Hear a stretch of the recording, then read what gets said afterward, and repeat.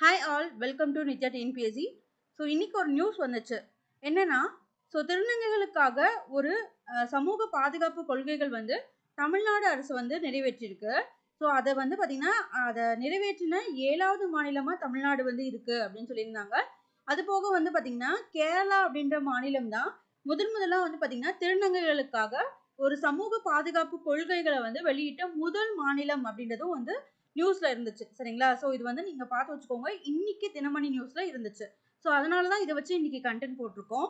So இங்க பார்த்தீங்கன்னா, நீங்க இதுல திருநங்கைகள பத்தி என்னென்ன தெரியணும் அப்படின்றத இங்க ஹைலைட் பண்ணி குடுத்துருக்கோம். ஸோ இதுல டிஎன்பிஎஸ்சில என்ன கொஸ்டின் கேட்டிருக்காங்க அப்படின்றத நம்ம ஒரு டைம் பார்த்துக்கலாம். ஸோ இங்க பார்த்துக்கோங்க. திருநங்கைகள் உரிமைகள் பாதுகாப்பு. ஸோ இப்பதான் நம்ம சொன்னோம். So social protection rights. So அதுக்கான பாலிசி வந்து அந்த 2019ல வந்து தமிழ்நாடு வந்து நிறைவேற்றிருக்கு. அது மட்டும் இல்லாம விதிகள் வந்து பார்த்தீங்கன்னா 2022.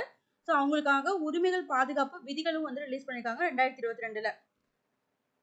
ஸோ இதை தான் இங்க கீழே கொடுத்துருக்காங்க.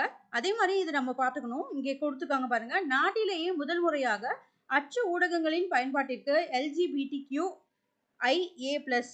சொற்கூறுகளுக்கான சொற்கள் மற்றும் வெளிப்பாடுகள் குறித்த சொற்களஞ்சியம் ஒன்றை ஆங்கிலம் மற்றும் தமிழ் மொழியில் தமிழ்நாடு அரசு 2022ஆம் ஆண்டு அரசிதழில் வெளியிட்டுள்ளது. ஸோ இது எந்த நியூஸ் அப்படின்னு பார்த்தீங்கன்னா, ஸோ 3ஆம் பால் அதாவது டிரான்ஸ்ஜெண்டரை வந்து ஒவ்வொரு பேரும் LGBTQ அப்படின்றதுக்கு ஒவ்வொரு எக்ஸ்பான்ஷனுக்கும் பார்த்தீங்கன்னா தமிழ் பேர் வந்து அகராதியில் எப்படி டிக்ஷனரியில் இருக்கோ அதே மாதிரி வந்து தமிழ்நாடு அரசு வந்து 2022 ஆண்டு அன்னைக்கு அரசிதழில் ஜிஓவாவே வந்து ரிலீஸ் பண்ணியிருந்தாங்க. ஸோ அதுதான் இங்கே சொல்லியிருக்காங்க. ஸோ நெக்ஸ்ட் வந்து பார்த்தீங்கன்னா சட்டத்தின் முக்கிய அம்சங்கள். ஸோ இதில் வந்து முக்கியமாக என்னென்ன அவங்களுக்கு வந்து ரைட்ஸ் இருக்குது அப்படின்றத இங்கே கொடுத்துருக்காங்க. ஸோ இதில் வந்து பார்த்தீங்கன்னா திருநங்கையரின் அடையாளங்களை சட்டப்பூர்வமாக நம்ம அங்கீகரிக்கிறது. இது எல்லாமே வந்து இந்த சட்டத்தோட அம்சங்களாக இருக்குது. அது மட்டும் இல்லாமல் அவங்களுக்கு கல்வி, வேலைவாய்ப்பு, சுகாதாரம், சொத்துரிமை, பொது அலுவலகம் மற்றும் பொது சேவைகளுக்கான அணுகல். ஸோ சோஷியல் சர்வீஸும் வந்து அவங்க பண்ணலாம் அப்படின்றத சொல்லியிருக்காங்க. ஸோ அது மட்டும் இல்லாமல் திருநங்கையருக்கு மருத்துவ அல்லது உடல் பரிசோதனையின்றி அடையாள சான்றிதழ் வந்து நம்ம வந்து பெற்றுக்கலாம். இப்போ இந்த அடையாள சான்றிதழ் பெறதும் நம்ம வந்து டைரக்டா போய் பெறணும்னு அவசியம் இல்லை. இப்போ வந்து ஆன்லைன்லேயே பண்றாங்களாம். ஸோ நெக்ஸ்ட் வந்து பார்த்தீங்கன்னா ஆசிரியர்கள் மற்றும் பணியாளர்களுக்கான உணர்திறன் மற்றும் பயிற்சியை வந்து கட்டாயமாக்குதல். ஸோ யாருக்குன்னா டிரான்ஸ்ஜெண்டர்ஸ்க்கு. ஸோ அது மட்டும் இல்லாமல் மருத்துவமனையில் திருநங்கையருக்கு தனி பிரிவு செயல்படுவதையும் உறுதிப்படுத்துகிறது. அப்போ உங்களுக்கு கொஸ்டின் கண்டிப்பாக கேட்கலாம். இது என்ன வாய்ப்புகள் இருக்குது அப்படின்னு பார்த்தீங்கன்னா, டிரான்ஸ்ஜெண்டருக்கு வந்து பார்த்தீங்கன்னா ஸோ மருத்துவமனையில் தனி பிரிவு வந்து இருக்கிறத உறுதி செய்கிற திட்டம், அதாவது சட்டம் எது அப்படின்னு கேட்டாங்கன்னா, ஸோ சமூக உரிமைகள் பாதுகாப்பு இது வந்து 2019ல் வந்து ரிலீஸ் பண்ணுது. விதிகள்னு கேட்டாங்கன்னா 2022 உங்களுக்கு தெரியணும்.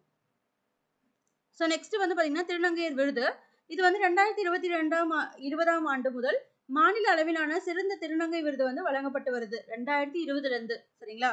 ஸோ இதில் நம்ம முக்கியமாக தெரிஞ்சுக்க வேண்டியது டிரான்ஸ்ஜெண்டர் டே. இது வந்து நிறைய டைம் கரண்ட் அஃபேர்ஸில் கேட்டிருக்காங்க. ஸோ இது பார்த்தீங்கன்னா ஸோ ஏப்ரல் 15 தான் வந்து பார்த்தீங்கன்னா டிரான்ஸ்ஜெண்டர் டே. ஸோ இதில் வந்து பார்த்தீங்கன்னா யார் சிறந்து விளங்குறாங்களோ அவங்களுக்கு ஸோ 1 லட்சம் காசோலை மற்றும் சான்றிதழ் வந்து வழங்கப்படுது. ஸோ இதுதான் வந்து பார்த்தீங்கன்னா டிரான்ஸ்ஜெண்டர்ஸ் பற்றி இருக்கிற முக்கியமான நியூஸு. ஸோ இதை பார்த்துக்கோங்க. அதே மாதிரி வந்து பார்த்தீங்கன்னா அவங்களுக்கு அமௌண்ட்டும் வந்து தருவாங்க. சரிங்களா? ஸோ சுயதொழில் பண்ணுறதுக்கு வந்து 50,000 வந்து அவங்களுக்கு வந்து கவர்மெண்ட் வந்து கொடுக்குது. அது இல்லாமல் ஸோ திருநங்கையருக்கான உயர்கல்வி திட்டம் வந்து தமிழ்நாடு அரசு வந்து அறிவிச்சிருக்கு 2024ஆம் ஆண்டு. அதே மாதிரி இவங்களுக்கான ஹாஸ்டல்ஸும் வந்து ரீசெண்டாக கரண்ட் அஃபேர்ஸில் இருந்துச்சு 2024ல். ஸோ அது வந்து பார்த்தீங்கன்னா அரண் அப்படின்ற இந்த ஹாஸ்டல் வந்து யாருக்காக செயல்படுது அப்படின்னு கூட கேட்கலாம். ஸோ இதுவும் ஞாபகம் வச்சுக்கோங்க. ஸோ டிரான்ஸ்ஜெண்டருக்கான ஹாஸ்டல்ஸ் வந்து பார்த்தீங்கன்னா அரண்.